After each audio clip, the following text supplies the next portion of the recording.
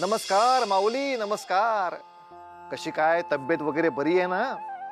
अगं माऊली, आता दिवाळी अगदी तोंडावर आलीच की. तुझ्या घरामध्ये आता फराळाचा नुसता घमघमाट सुटला असेल नाही? आपल्या नातवंडांच्यासाठी अगदी आकर्षक कंदील आणि दिवे सगळं आणलं असेलच तू. किती प्रसन्न वाटतं हे सारं पाहून माऊली. वा वा वा वा. हा उत्सवच अगदी उत्साहवर्धक आहे माऊली, उत्साहवर्धक. पण हा केवळ दिव्यांचा उत्सव नव्हे, तर या दिव्यांचं, या प्रकाशाचं आपल्या जीवनामध्ये किती महत्व आहे हे पटवून देणारा हा उत्सव आहे. परंतु माऊली, या दिव्याचं, या प्रकाशाचं आपल्या जीवनामध्ये किती महत्वाचं स्थान आहे याचा आपल्याला साक्षात्कार कधी झाला, त्याचीच कथा मी तुला सांगणार आहे माऊली. फार फार वर्षापूर्वीची गोष्ट आहे. दीप सूर्याग्निरूपस्वम् तेजसः तेज प्रथमः गृहाणां मत्कृता पूजा सर्व कामप्रदो भवः.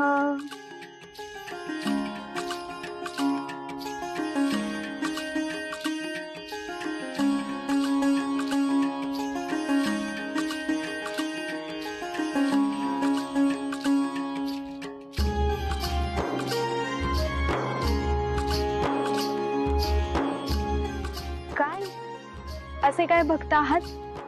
मान्य आहे हो, आज माझ्याही पेक्षा तुमचे सौंदर्य अधिक खुलले आहे. आणि उत्सव तुमचाच आहे, दीपोत्सव. आणि म्हणूनच मला अतीव हर्ष झाला आहे. आजवर एकदाही हा उत्सव साजरा करायचे विसरले नाही मी.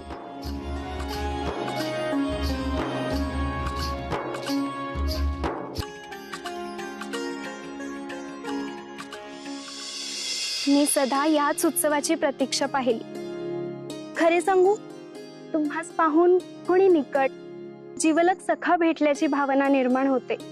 जीवनातील सर्व दुःखे दूर सारून सुखाचा व प्रसन्नतेचा प्रकाश तुम्ही आणून देता.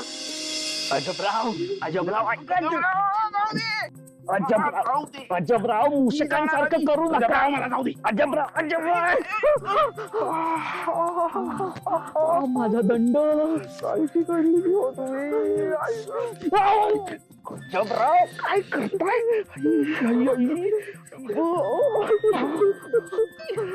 आई ग गजबराव, कपाळ माझे मोक्ष की हो झाले. गजबराव, माझ्या डोक्यावर टेंगुळ की हो सजले. गजबराव, गजबराव, किती किती किती हा मूषकांचा सुळसुळाट. गजबराव, मला नाही वाटत आपली काही होईल भरभराट. नाही नाही वाटत मला. गजबराव, मी तुम्हाला सांगतो, आपण करून टाकू मूषकांची प्रजाती नष्ट. गजबराव, त्यासाठी आपण कमी घेतोय का कष्ट? असं काय करता हो तुम्ही? तो का मूषक, तो बघा, तो बघा मूषक. मूषक, मूषक, मूषक कुठे गेला? मूषक, मूषक, तू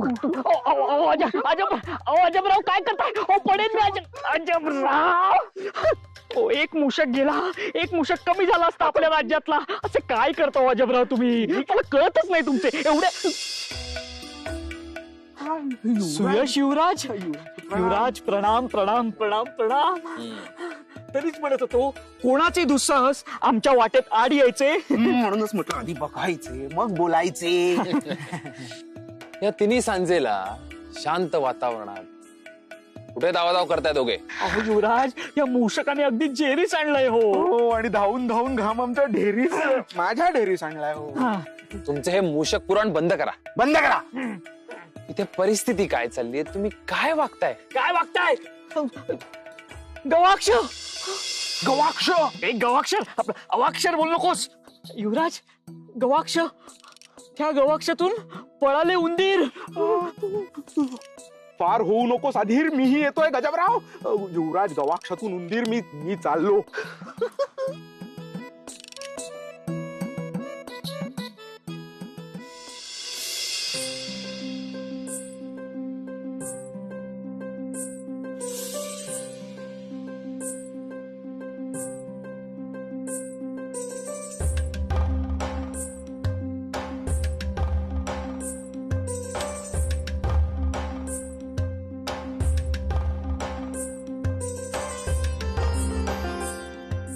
आज हे ठरवणे कठीण जात आहे की तुझं सौंदर्य तेज लोभस आहे काय दीपकांची रोषणाई. असे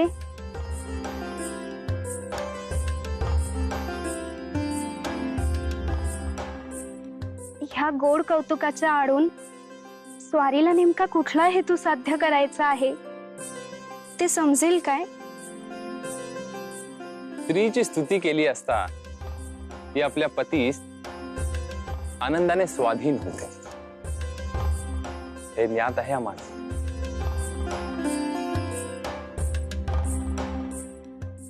महाराज, आपण आपल्या कक्षात नाही हे विसरू नये. इथे कोणी पाहिले तर? कोणीही पाहणार नाही. येथे कोणी येऊ नये असा आदेश दिला मी सर्वांना. अहो, नवे कोणी येणार नाही, पण जे आधीपासून येथे आहेत, अहो जे आपल्याला बघतायत त्यांचे काय? कोण? अहो हे सर्व दीपक. राणी, हे दीपक म्हणजे आपल्या प्रेमाचे प्रतीक. हे विरोध नाही, आपले स्वागतच करतील. समजले?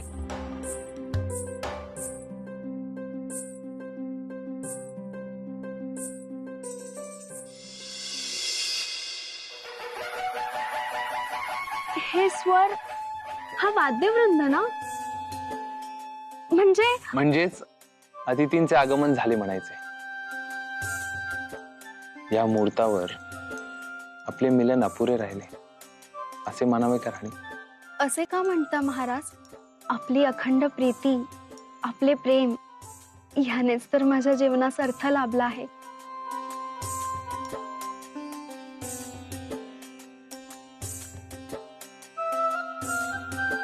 मी आले.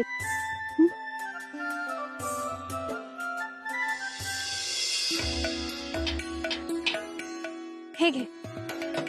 ऐकले का? अतिथींचे आगमन झाले आहे. आपले सर्व जिन्नस सज्ज आहेत ना? होय महाराणी.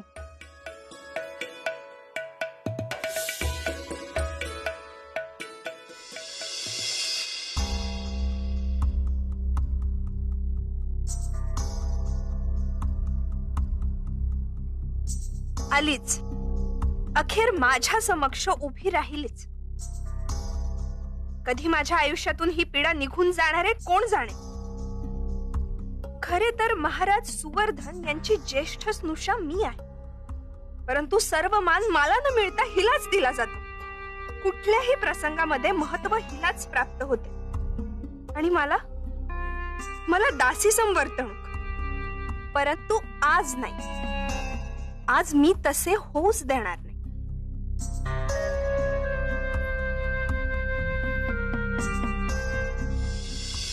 ताई, तू इथे? हो तर, माझी लाडकी बहीण इतके कष्ट करतेय, इतका रुचकर स्वयंपाक करतेय आणि मी साधी तिची विचारपूसही करू नये म्हणून म्हटले तुला भेटून जावे. ताई, खूप बरे झाले तू इथे आलीस. किती आधार वाटला सांगू. बरं, ही खीर तर चविष्ट झालीये ना? गूळ, केशराचे प्रमाण आणि दूध तर आटले आहे ना? हो तर, हा सुवास येतोय ना, हाच चव सांगतोय बघ खिरीची. अगं, सुगंध काही चवीचे प्रमाण नाही देऊ शकत. तू ह्या खिरीची अंमळ चव घेऊन बघ आणि तपासून घे काय कमी आहे ते. काहीतरीच काय ताई, हे शक्य नाहीये. आज अतिथींसह राजे व ऋषी संतुलन देखील येणार आहेत. त्यांना असे उष्टावलेले अन्न द्यायचे आपण? मला नाही पटत हे. अगं, पण मला सांग, तू ह्या खिरीची चव घेतलीयस हे त्यांना कसे समजेल? आणि जर तू खिरीची चव न घेताच अशी बिघडलेल्या चवीची खीर वाढलीस तर त्यांच्या क्रोधाला नाही का तुला सामोरे जावे लागणार?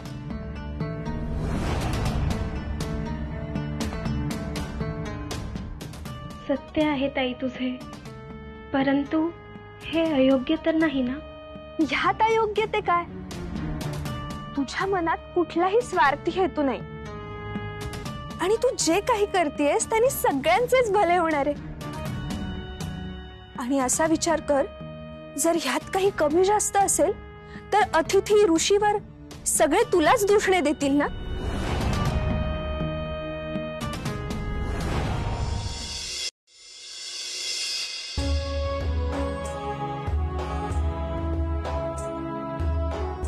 गुरुवर्य, या चविष्ट खिरीचा आस्वाद घ्यावा.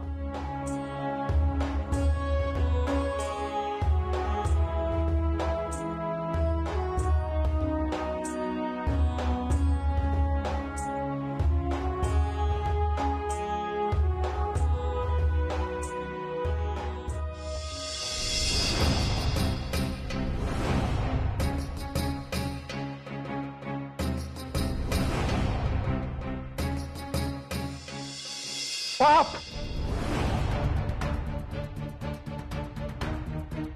महापाप घडले तुमच्या हातून.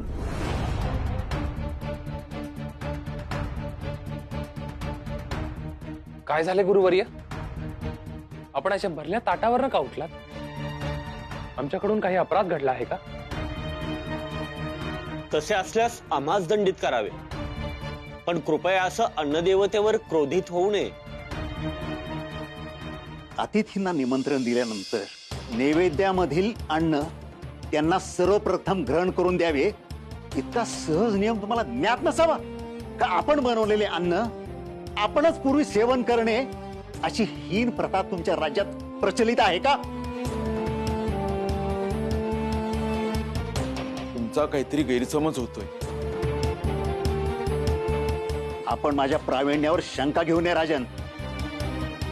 युवराजांनी दिलेली खीर सोहळ्यातली असती आणि तिचे पूर्वी कोणी सेवन केले नसते तर तिचा मूळ रंग आमच्या पात्रात देखील तसाच राहिला असता. असे घडले का? तुम्ही पाहू शकता.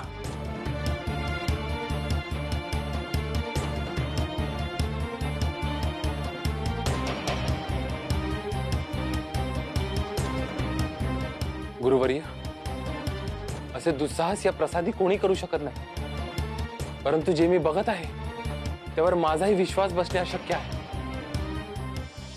पाहिलेत, जिचे कौतुक करताना तुमचे मुख थकत नव्हते त्या सुनीतीनेच हे केले असणार. तरी मी तिला म्हणाले होते, खिरीचा इतका मोहक सुगंध सुटलाय, आता चव बघायची काय आवश्यकता.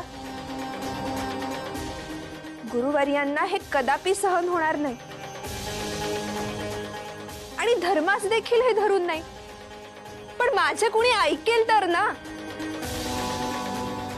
या प्रासादात माझी किंमत आहे तरी कुणास. राजन, आजवर असा आमचा अपमान कोणी केला नव्हता. तुम्ही केवळ आमचाच नाही तर अन्न देवतेचा देखील अपमान केला आहे.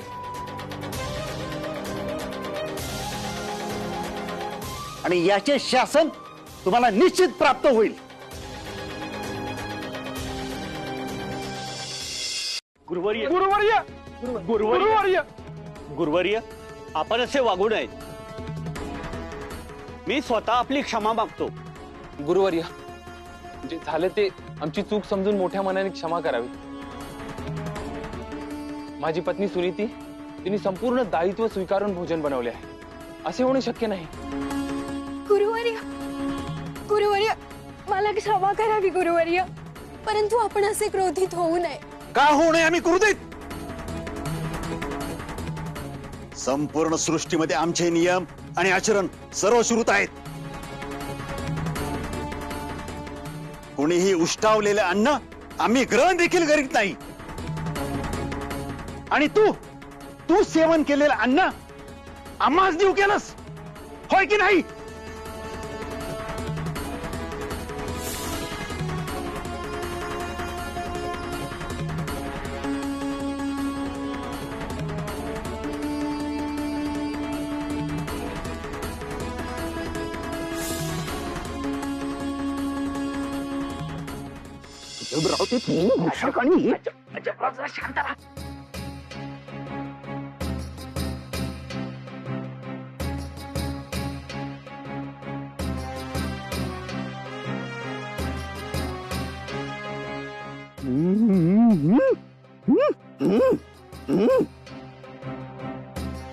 हीच एकमेव संधी आहे. जर मी असे केले नाही तर ऋषींच्या क्रोधात सामोरे जावे लागेल. मग संपूर्ण प्रजेसमोर आणि कुटुंबामध्ये पहा होईल. नाईलाजाने मला हे पाऊल उचलायलाच हवे.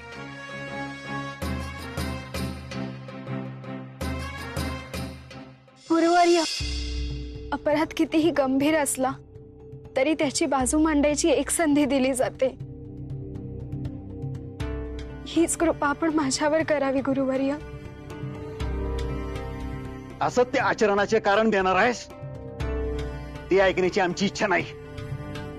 नाही गुरुवर्य, माझी प्रामाणिक तीच बाजू मी सर्वांसमक्ष मांडते. माझ्या हातून हे दुष्कृत्य घडलेले नाही. पुन्हा असत्य. एक अपराध लपविण्यासाठी तू आणखी अपराध करत आहेस. भोजन व्यवस्थेचे संपूर्ण नियोजन तूच केले होतेस ना? होय गुरुवर्य, अगदी योग्य. परंतु तेथे माझ्यासह अनेक सेवक होते. अर्थात ते विश्वासू आहेत, परंतु मूषक. होय गुरुवर्य, मूषक. हल्ली संपूर्ण प्रसादामध्ये मूषकांचे साम्राज्य झाले आहे. त्यांनी सर्वांचा जीव जेरीस आणला आहे. गुरुवर्य, अशी दाट शक्यता आहे की त्या मूषकांनीच अनावधानाने खिरीची आणि अन्नाची चव घेतली असणार. होय गुरुवर्य, ती म्हणते त्या गोष्टीत तथ्य आहे. आमचे सेवक देखील त्या मूषकांच्या समस्येने व्यथित झाले आहेत. तेव्हा हे त्यांचे कार्य निश्चित असू शकते. तिच्यावर विश्वास ठेवावा. गुरुवर्य, ही सर्व आपलीच आपत्ती आहेत. ते असत्य कथन करणार नाहीत. कृपया आपण आपला क्रोध मागे घ्यावा.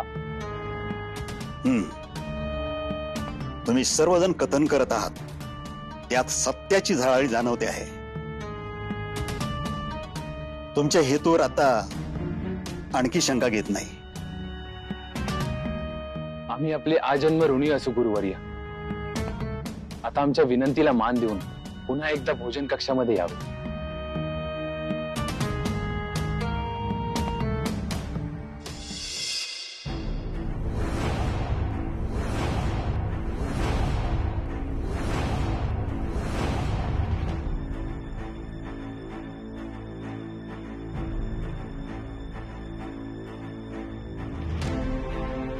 या प्रासादामधील मूषकांनी माझा अवमान केला आहे. मी त्यांना शाप देतो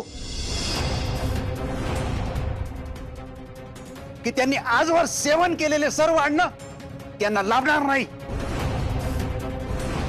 सारे काही अजीर्ण होईल.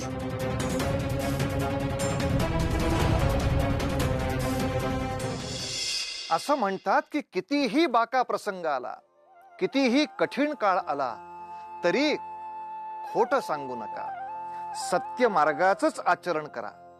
कारण आपल्या मनातला सत्याचा दिवा हाच खरा एक महान प्रकाश आहे आणि त्याच्या प्रकाशानच आपल्या अस्तित्वाला अर्थ येतो. माऊली, जर आपण असत्याचा, खोटेपणाचा आश्रय घेतला तर तो दिवा विझून जायला फारसा वेळ लागत नाही. म्हणून तर आजवर आदर्शांचा पुतळा असलेली सुनीती जेव्हा अयोग्य आचरण करते तेव्हा तिच्या जीवनात पुढे काय घडतं हे बघणं फार महत्वाचं ठरतं. तिच्या जीवनात पुढे काय होत आहे पाहू पुढल्या भागात. पण तोवर उतू नका, मातू नका, घेतला वसा टाकू नका.